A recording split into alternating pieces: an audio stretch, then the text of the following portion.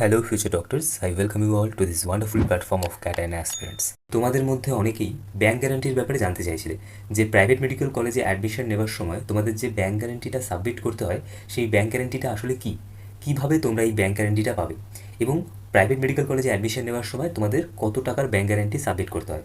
এই ভিডিওতে আমি তোমাদের সাথে এই সব কিছুর বিষয়ে ইন ডিটেলসে ডিসকাস করবো। সো ফার্স্ট অফ অল আমরা এটা বোঝার চেষ্টা করি যে ব্যাঙ্ক গ্যারান্টিটা কী হয়।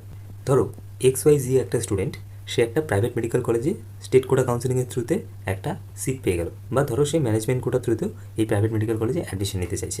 তাহলে সেক্ষেত্রে প্রাইভেট মেডিকেল কলেজ কি চিন্তাভাবনা করবে যে আমি যদি এই স্টুডেন্টটাকে আমার কলেজে অ্যাডমিশন দিই এবং অ্যাডমিশন নেওয়ার 1 বছর পর যদি দেখা যায় যে এই স্টুডেন্টটা তার যে সেমিস্টার ফিস আছে, মানে কলেজের যে সেমিস্টার ফিসটা আছে, সেই সেমিস্টার ফিসটা পে করতে যদি অক্ষম হয়, তাহলে কলেজ কী করে এই ফিসটাকে রিকভার করবে? কেননা MBBS-এর ক্ষেত্রে চাই তোমরা স্টেট কোটার আন্ডারে অ্যাডমিশন নাও অথবা ম্যানেজমেন্ট কোটার আন্ডারে অ্যাডমিশন নাও, স্টেট কোটার ক্ষেত্রে 19 লাখ থেকে 27 লাখ টাকার মধ্যে ফিসটা, আর ম্যানেজমেন্ট কোটার ক্ষেত্রে তো অ্যারাউন্ড 72-75 লাখ থেকে আমার মনে হয় 90-95 লাখ পর্যন্ত ফিসটা আছে। ঠিক আছে, তো যেহেতু ফিসটা বেশি, সেই জন্য এখানে কলেজগুলো তাদের সিকিউরিটির জন্য একটা গ্যারান্টি ইন্ট্রোডিউস করেছে, সেটা হচ্ছে যে ব্যাঙ্ক গ্যারান্টি। ঠিক আছে, এটা জাস্ট বেসিক্যালি এটাই ইনশিওর করে যে যদি কোনো কারণে এই স্টুডেন্টটা তাদের কলেজে অ্যাডমিশন নেওয়ার পর তার যে সেমিস্টার ফিসগুলো আছে 1 বছর পর থেকে, বলছি 1 বছর পর থেকে তার যে সেমিস্টার ফিসগুলো আসবে, সেই সেমিস্টার ফিসগুলো যদি পে করতে অক্ষম হয়, তাহলে ডিউরিং অ্যাডমিশন তারা যে ব্যাঙ্ক গ্যারান্টিটা সাবমিট করবে, সেই ব্যাঙ্ক গ্যারান্টিটাকে ফরফিট করে কলেজ তাদের ফিসটা আদায় করে নেবে। ঠিক আছে, এটাই হচ্ছে কি basically bank guarantee.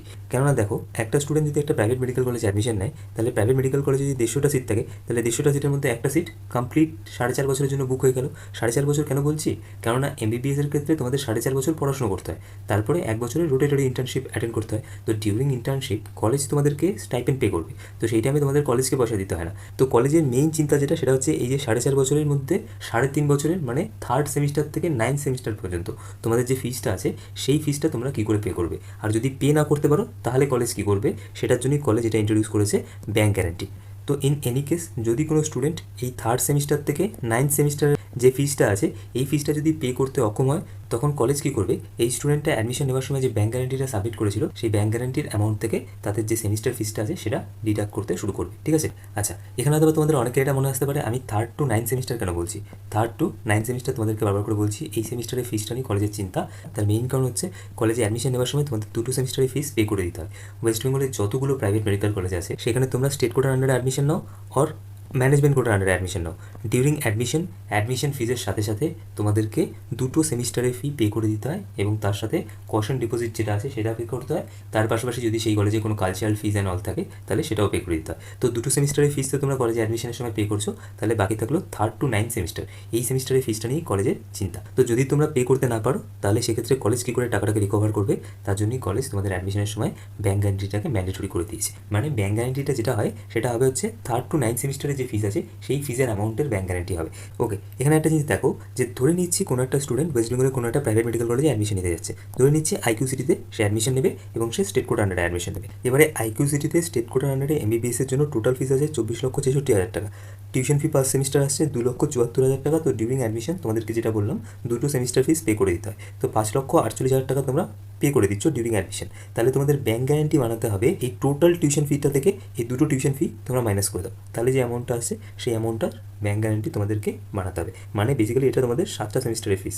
MBBS-এ total 9টা semester, 9টার মধ্যে 2 তোমরা কলেজে অ্যাডমিশনের সময় দিয়ে দিলে, তাহলে বাকি থাকলো 7টা সেমিস্টার। সেই 7টা সেমিস্টারের ফিজের অ্যামাউন্টের তোমাদের ব্যাঙ্ক গ্যারান্টি বানাতে হয়। ঠিক আছে, তোমাদের গুরুত্বপূর্ণ সময় থেকে একটু সময় চেয়ে নিচ্ছি। আমরা তোমাদের সুবিধার্থে NEET UG 2024-এর জন্য একটা ভীষণই অ্যাফোর্ডেবল কাউন্সেলিং প্রোগ্রাম লঞ্চ করেছি, যেখানে ডোমিসাইল পারফর্মার রিলেটেড ইস্যুস থেকে শুরু করে bond অ্যাফিডেভিটস, bank guarantee, everything NEET UG counselling related তোমাদের যার যা প্রবলেম হবে, সমস্ত রকমের problem over WhatsApp conversation solve করে দেওয়া হবে। Time to time counselling related সমস্ত রকমের আপডেট তোমাদেরকে আমরা প্রোভাইড করে দেবো। দেখো, এরকমভাবে প্রিভিয়াস ইয়ার্সের কাট অফ, প্রাইভেট মেডিকেল কলেজগুলোর আপডেটেড ফি স্ট্রাকচার থেকে শুরু করে সমস্ত রকমের ডিটেলস, সব কিছু এরকমভাবে সুন্দর PDF বানিয়ে আমরা তোমাদেরকে প্রোভাইড করবো। তোমাদের রিকোয়ারমেন্ট অনুযায়ী গভর্নমেন্ট এবং প্রাইভেট মেডিকেল ও ডেন্টাল কলেজগুলোর একটা প্রেফারেন্স লিস্ট তোমাদেরকে আমরা বানিয়ে দেবো। কেমন? এই সব কিছু তোমরা পাবে at just ₹399 from beginning of counselling to college admission. Full guidance তোমাদেরকে প্রোভাইড করা হবে, এবং কাউন্সিলিং রিলেটেড যার যা কোয়ারিজ থাকবে, সব কোয়ারিজ কিন্তু আমরা ক্রিস্টাল ক্লিয়ার করে দেবো। আমরা যে সার্ভিসগুলো তোমাদেরকে প্রোভাইড করবো, তার একটা লিস্ট এখানে আমরা মেনশন করে রেখেছি। তোমরা চাইলে এটার একটা স্ক্রিনশট নিয়ে রাখতে পারো, অথবা এই ভিডিওর পিন কমেন্টে এই PDFটার লিঙ্ক প্রোভাইড করা আছে, সেখানে ক্লিক করলে তোমরা এই PDFটাকে অ্যাক্সেস করতে পারবে। আচ্ছা, জয়েন করার জন্য তোমাদের যেটা করতে হবে, সেটা হচ্ছে তোমরা আমাদের ইনস্টাগ্রামে মেসেজ করতে পারো, অথবা টেলিগ্রাম চ্যানেল জয়েন করে সেই চ্যানেলের যারা ওনার অথবা অ্যাডমিন আছে তাদেরকে টেক্সট করতে পারো। অথবা সিম্পলি তোমরা আমাদের ইমেল আইডিতে তোমাদের উইলিংনেস জানিয়ে মেইল করে দিতে পারো যে তোমরা আমাদের কাউন্সিলিং প্রোগ্রাম জয়েন করতে চাও। ওকে, সব সোশ্যাল হ্যান্ডেলের লিঙ্ক ডিসক্রিপশন বক্স এবং পিন কমেন্টে দেওয়া আছে। এবার আমরা ডিসকাস করবো যে এই ব্যাঙ্ক গ্যারান্টিটা তোমরা কী করে বানাবে। দেখো, ইন জেনারেল ব্যাঙ্ক গ্যারান্টি বানানোর ক্ষেত্রে তোমাদের ব্যাঙ্কে একটা ফিক্সড ডিপোজিট দেখাতে হয়।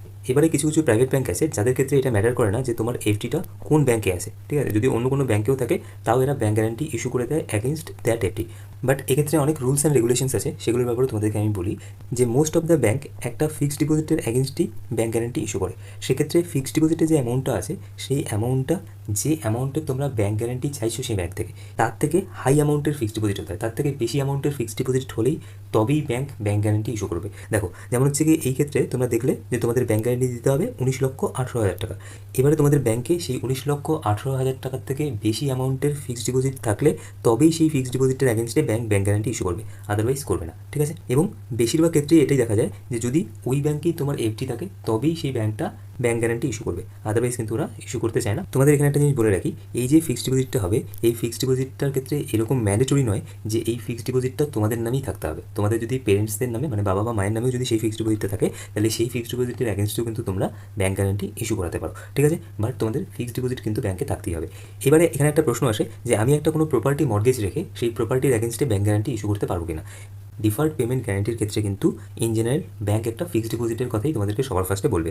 বাট তোমরা ব্যাঙ্কে গিয়ে একবার কথা বলে দেখতে পারো যে সেই ব্যাঙ্ক কোনো একটা প্রপার্টির অ্যাগেনস্টে ব্যাঙ্ক গ্যারান্টি ইস্যু করে কিনা। আচ্ছা, এবারে তোমাদের মনে সবচাইতে যে বড় প্রশ্নটা আসে যে যদি আমি কলেজে অ্যাডমিশন নেওয়ার সময় ব্যাঙ্ক গ্যারান্টি সাবমিট করে দিই তাহলে কি আমাকে আর আলাদা করে সেমিস্টার ফিসগুলো পে করতে হবে না? The answer is no.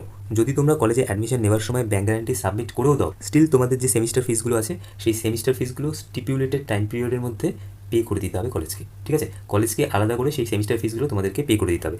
মানে এখানে যেমন দেখো তোমাদের সেমিস্টার ফিস কত ছিল, 2,74,000 টাকা। এবার কলেজে অ্যাডমিশন নেওয়ার সময় তোমরা 19,18,000 টাকার ব্যাঙ্ক গ্যারান্টি সাবমিট করেছো, যেটা তোমাদের থার্ড সেমিস্টার টু 9 সেমিস্টারের ফিস। এবারে থার্ড সেমিস্টার যখন আসবে তখন কিন্তু কলেজে আবার তোমাদের 2,74,000 টাকা আলাদা করে পে করতে হবে। এরকম নয় যে এই অ্যামাউন্টটা থেকেই কলেজ কাটতে থাকবে, এটা তো একটা ফিক্সড ডিপোজিটের অ্যামাউন্ট যার এগেনস্টে তুমি একটা ব্যাঙ্ক গ্যারান্টি ইস্যু করেছো। তোমাদের কিন্তু থার্ড সেমিস্টার যখন আসবে তখন এই অ্যামাউন্টটা পে করতেই হবে। ঠিক তেমনি 9 সেমিস্টার পর্যন্ত তোমাদের যে ফিসটা আসবে সেটা তোমাদের সাইমেলটেনিয়াসলি কিন্তু পে করে যেতেই হবে, পরপর তোমাদেরকে প্রত্যেকটা ফিস পে করতে হবে। ওকে, এবারে যে প্রশ্নটা সামনে আসে সেটা হচ্ছে যে কলেজে অ্যাডমিশন নেওয়ার সময় কি আমাদের ব্যাঙ্ক গ্যারান্টি সাবমিট করতেই হবে? Is it mandatory? The answer is yes. West বেঙ্গলের প্রাইভেট মেডিকেল কলেজে অ্যাডমিশনের সময় ব্যাঙ্ক গ্যারান্টি সাবমিট করাটা ম্যান্ডেটরি, এটা কিন্তু কলেজগুলোর ওয়েবসাইটেও মেনশন করা আছে। এবারে যে প্রশ্নটা তোমাদের মাথায় আসে সেটা হচ্ছে যে আমি কি কোনোভাবে এই ব্যাঙ্ক গ্যারান্টিটা সাবমিট না করে অন্য কোনো রাস্তা আছে যে রাস্তাটা অবলম্বন করে আমি প্রাইভেট কলেজে অ্যাডমিশন নেব কিন্তু আমাকে ব্যাঙ্ক গ্যারান্টি পে করতে হবে না? দেখো, এর মধ্যে তো সবচাইতে যেটা ইজি রাস্তা সেটা হচ্ছে যে 24-25 লাখ বা ম্যানেজমেন্ট কোড আন্ডারে যে ফিসটা আছে যদি তোমরা অ্যাফোর্ড করতে পারো পুরো ফিসটা একবারে পে করে দাও। এটা একদম সিম্পল রাস্তা যে তোমাদের যে 24,66,000 টাকার যে টোটাল ফিসটা আছে সেই ফিসটা তোমরা একবারে যখন কলেজে অ্যাডমিশন নেবে কলেজে অ্যাডমিশন নেওয়ার সময় তোমরা একবারে পুরো ফিসটা পে করে দাও। দেখো, এই পদ্ধতি ছাড়া তো আমি আর কোনো রাস্তা দেখছি না যার মাধ্যমে তোমরা ব্যাঙ্ক গ্যারান্টিটাকে অ্যাভয়েড করতে পারো কলেজে অ্যাডমিশনের সময়। বেটার হবে যদি তোমরা কলেজে গিয়ে কলেজের যে ম্যানেজমেন্ট অথরিটিস আছে ওদের সাথে ডিসকাস করে নাও যে ওদের কলেজে অ্যাডমিশনের ক্ষেত্রে অ্যাডমিশনের সময় ব্যাঙ্ক গ্যারান্টিটা সাবমিট করা ম্যান্ডেটরি কিনা। যদি ব্যাঙ্ক গ্যারান্টি সাবমিট না করে তাহলে আর কি রাস্তা আছে যে রাস্তায় তারা কলেজে অ্যাডমিশন নেবে কিন্তু তাদের ব্যাঙ্ক গ্যারান্টি সাবমিট করতে হবে না। এটা তোমরা কলেজের ম্যানেজমেন্ট অথরিটিদের সাথে ডিসকাস করলে বেশি ভালো মতো জানতে হবে। আমার যা মনে হয় তাতে করে তোমরা যদি ধরো 4টা বা 6টা সেমিস্টারের ফিস পে করে দাও একসাথে তাহলে হয়তো বা তোমাদের ব্যাঙ্ক গ্যারান্টি সাবমিট নাও করতে হতে পারে, বা সেক্ষেত্রে তোমাদের একসাথে 4টা থেকে 6টা সেমিস্টারের ফিস আগেই পে করে দিতে হবে। এবং এরকম হতে পারে যে সেকেন্ড সেমিস্টার কমপ্লিট হওয়ার আগেই বাকি যে রেস্ট অফ দ্য অ্যামাউন্ট আছে সেটা তোমাদেরকে পে করে দিতে হতে পারে। এরকম হতে পারে কলেজ অ্যাডমিশনের সময় তোমরা এটা ম্যানেজমেন্ট অথরিটিদের সাথে কথা বলে তারপরে সেটাকে কনফার্ম করি, ঠিক আছে।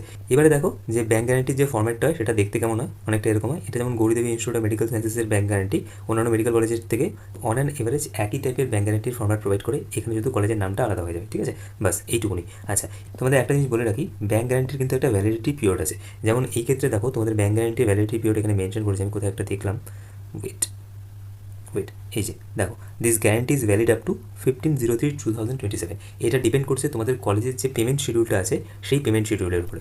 জেনারেলি তোমাদের 9th সেমিস্টার ফি পেমেন্ট করার যে ডেটটা হয় সেই ডেটটাই তোমাদের লাস্ট ডেট হয় এই ব্যাঙ্ক গ্যারান্টির ভ্যালিডিটি।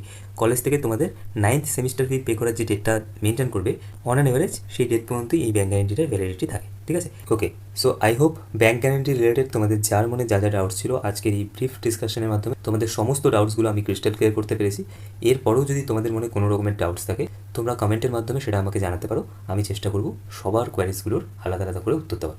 আর তোমরা চাইলে আমাদের যে পেইড কাউন্সেলিং প্রোগ্রামটা আছে সেখানে তোমরা জয়েন করতে পারো।